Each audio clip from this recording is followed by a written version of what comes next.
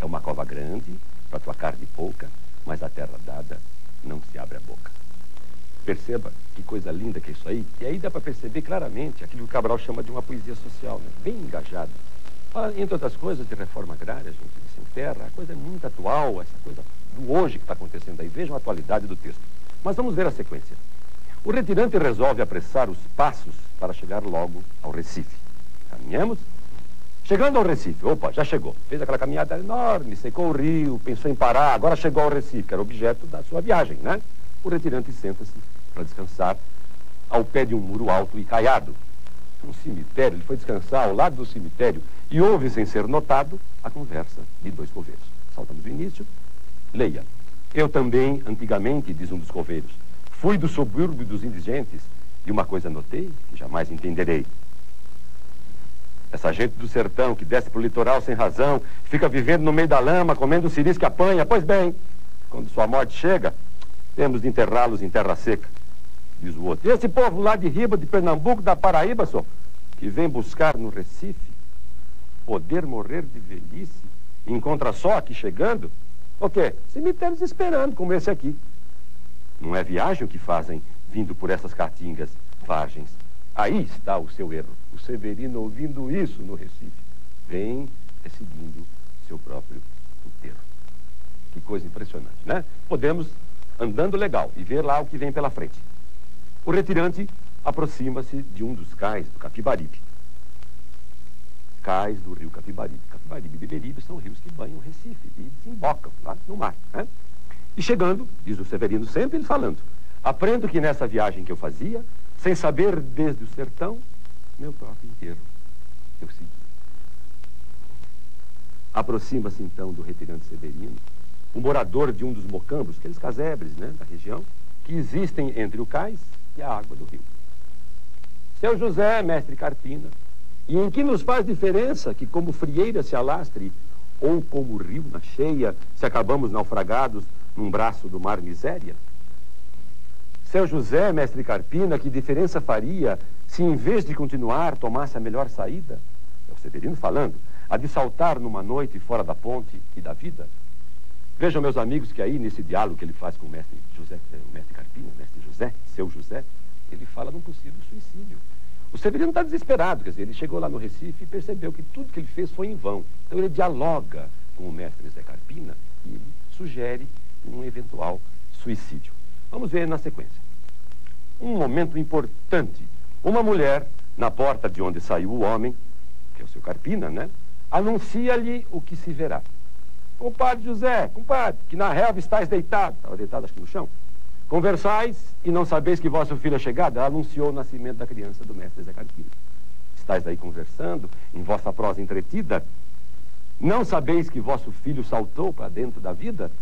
Nasceu menininho, nasceu mais um Severino. Saltou para dentro da vida ao dar seu primeiro grito. E estáis aí conversando? Pois sabei que ele é nascido. Perceba então que a partir dessa cena, quando essa mulher vem e anuncia, é o anjo que está anunciando o nascimento de Cristo. Nós vamos ter o presépio, aí se chama presépio, né? A celebração natalina alusiva ao grande nascimento de Cristo. Então você já pode perceber que nós vamos ter que discutir daqui a pouquinho que há um alto dentro de um outro alto. Então as 12 cenas que falavam da morte cessaram. Agora começam as cenas que falam da vida. E começa com o nascimento do menininho Jesus, que é um severininho lá de Pernambuco. Vamos ver então a sequência como é que fica? Aparecem e se aproximam da casa do homem, vizinhos, amigos, duas ciganas. Quer dizer, quando Cristo nasceu, aquele pessoal veio, né? Aquele pessoal veio visitá-lo. Lembra, os reis magos vieram? Cabral faz uma coisa mais popular, mais culturalmente popular. Confiramos. Começam a chegar pessoas trazendo lá presentes para o recém-nascido, como no presépio. É a mesma coisa. Pensa agora em termos de uma montagem de presépio. Vamos além. Aqui sim, muito cuidado. Podemos tirar questões de vestibular daí. Há uma confusãozinha aí, se a gente não ficar atento. Falam as duas ciganas que tinham aparecido com os vizinhos. Uma delas diz: atenção, peço aos senhores, para esta breve leitura. Somos ciganas do Egito, lemos da sorte futura. Vou dizer todas as coisas que desde já posso ver na vida desse menino acabado de nascer.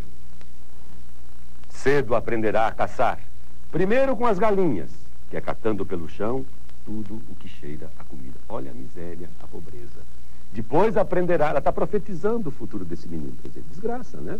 Depois aprenderá com outras espécies de bichos, com os porcos dos monturos de lixos, montes de lixo, com os cachorros no lixo.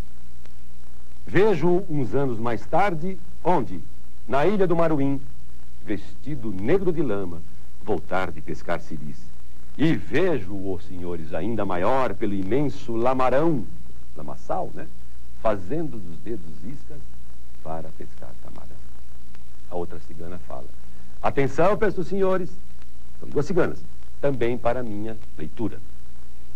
Também venho dos Egitos, vou completar a figura. Outras coisas que estou vendo, é necessário que eu diga. Não ficará a pescar de jereré toda a vida. Jereré é um tipo de rede que se pesca, né? Caranguejo, uma rede típica da região. Minha amiga se esqueceu de dizer todas as linhas. Não pensem que a vida desse Severino há de ser sempre daninha, e você fica esperando uma coisa gostosa, uma coisa mais promissora. Não o vejo dentro dos mangues, vejo dentro de uma fábrica. Que legal, né? Ele vai estar numa boa, vai ser um operário, vai ser da construção metalúrgica, civil. Se está negro, não é lama, é graxa de sua máquina. Coisa mais limpa que a lama do pescador de maré que vende aqui, vestido de lama da cara ao pé.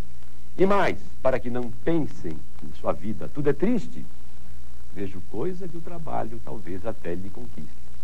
Destacamos que é mudar-se destes mangues daqui do Capibaribe para um belo futuro, que é para um mocambo melhor nos mangues do Beberibe. Você percebeu? Ele sai de uma região de mangue e vai para outra região de mangue. Eu sinto um pouco pessimista essa visão. Aliás, o próprio Cabral diz que a fala das ciganas é muito pessimista. A fala otimista é do mestre Zé Carpina, que é São José. Vamos, então, andar mais um pouco para perceber isso aí. Falam os vizinhos, amigos, pessoas que vieram com presentes, etc. É assim mesmo que está. Agora sim, olha lá, o Carpina, mestre Zé Carpina. Carpina quer dizer carpinteiro. São José foi carpinteiro. Nós temos aí no presépio a encenação natalina, por isso que chama Alto de Natal Pernambucano, subtítulo. O Carpina fala com o retirante que esteve de fora, sem tomar parte em nada. Chamo sua atenção, o Severino não participou dessa encenação. Ele ficou assistindo de fora. Severino retirante, deixa agora que lhe diga. Eu não sei bem a resposta da pergunta que fazia. Se não vale mais saltar fora da ponte de vida. Nem conheço essa resposta. Você se lembra que o Severino fez uma pergunta se valia a pena continuar vivo lá antes de... quando ele pensava no suicídio, saltar lá nas águas barrentas do Capibaribe. Se quer mesmo que lhe diga, é difícil defender só com palavras a vida, ainda mais quando ela é esta que vê, Severina. Mas se responder não pude a pergunta que fazia, ela, a vida, vai responder. Respondeu com sua presença viva. E não há melhor resposta, meu caro Severino retirante, que o espetáculo da vida. Vê-la desfiar seu fio, que também se chama vida. Ver a fábrica, que ela mesma teimosamente se fabrica. Vê-la brotar como há pouco, em nova vida explodida, mesmo quando é assim pequena, a explosão como a ocorrida. Mesmo quando é uma explosão, como a de há pouco franzina, mesmo quando é a explosão de uma vida severina. E coisa brilhante, coisa fortemente poética. Isso foi para teatro, imagina a força expressional desse texto. Vocês ouviram a fala do mestre Zé Carpina? O Carpina, o carpinteiro, é São José, né? O presépio é São José. Na verdade, ele é otimista. Então podemos dizer que a fala do Carpina é otimista, das duas ciganas é muito pessimista. Vamos andar mais um pouquinho? Vamos ver agora, então, um alto dentro de um alto. Chamei sua atenção desde o início e agora é hora de explicarmos isso.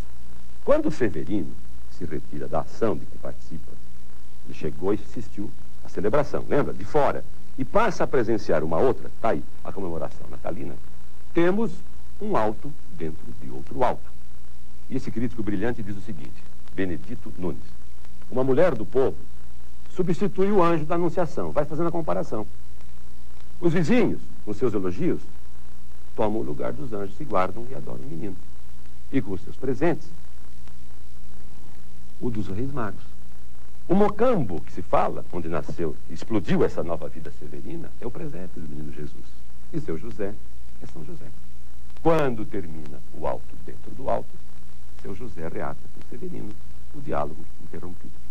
Percebe, então, que há essa encenação do presépio mesmo, como se chama, né? Dentro do texto, dentro da peça Morte e Vida Severina. Vamos andando. Aqui uma coisa muito curiosa, isso pode ser uma coisa extremamente discutível. Vamos deixar uma sugestão para vocês de análise. Mensagem final. Morte e Vida Severina apresenta otimismo? É uma peça pessimista? Ou é melhor a gente optar pela ambiguidade? Vamos fazer um comentáriozinho? Apesar da fala otimista de seu José, as duas ciganas profetizam, vaticinam, apregoam, anteveem um futuro não muito feliz para o filho do seu José. É o Jesus Cristo, né? O menino Deus. Pode-se depreender da fala das duas ciganas que o Severino será um massacrado tanto em natureza quanto em sociedade.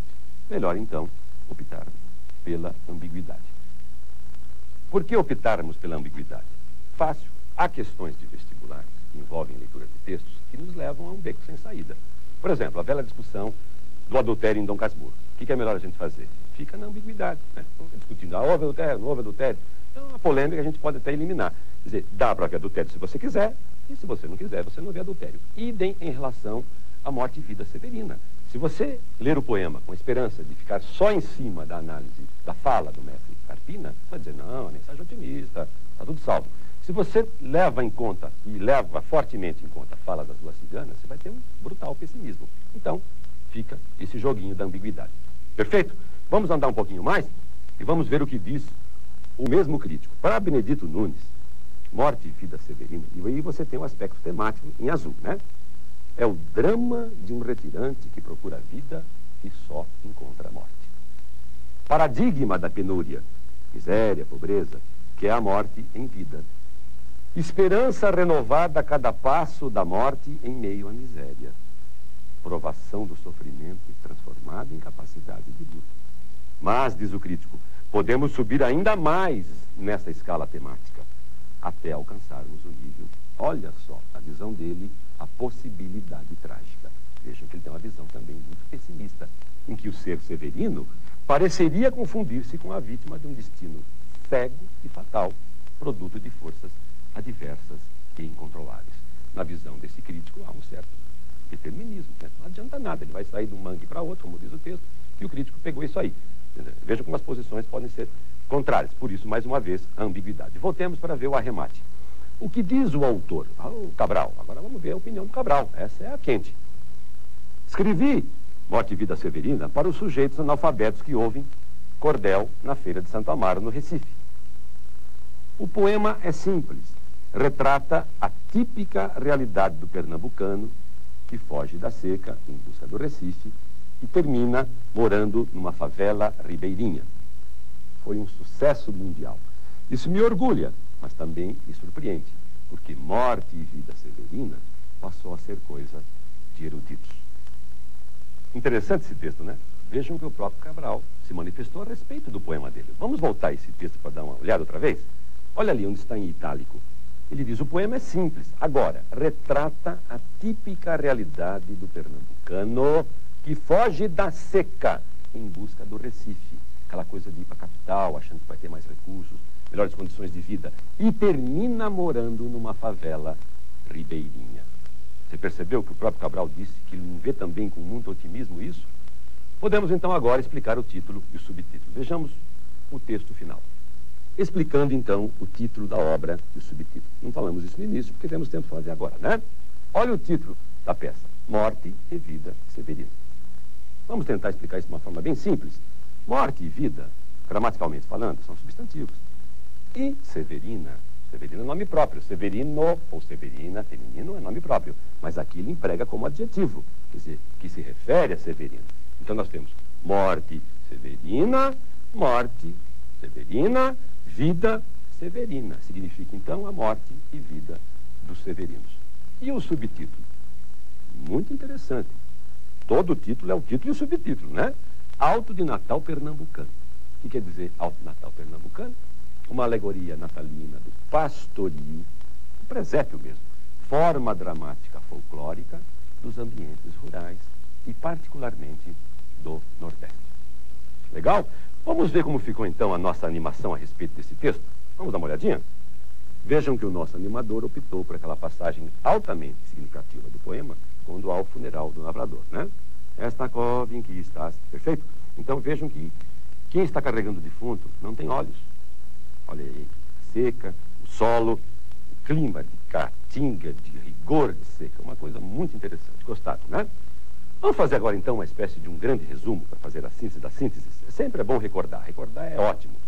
Vejamos então, Cabral é um poeta vivo, contemporâneo, está aposentado, foi embaixador, mora no Rio de Janeiro. Ele é pernambucano de origem, ele conhecia o problema, mas rodou pela Europa com um raro brilho.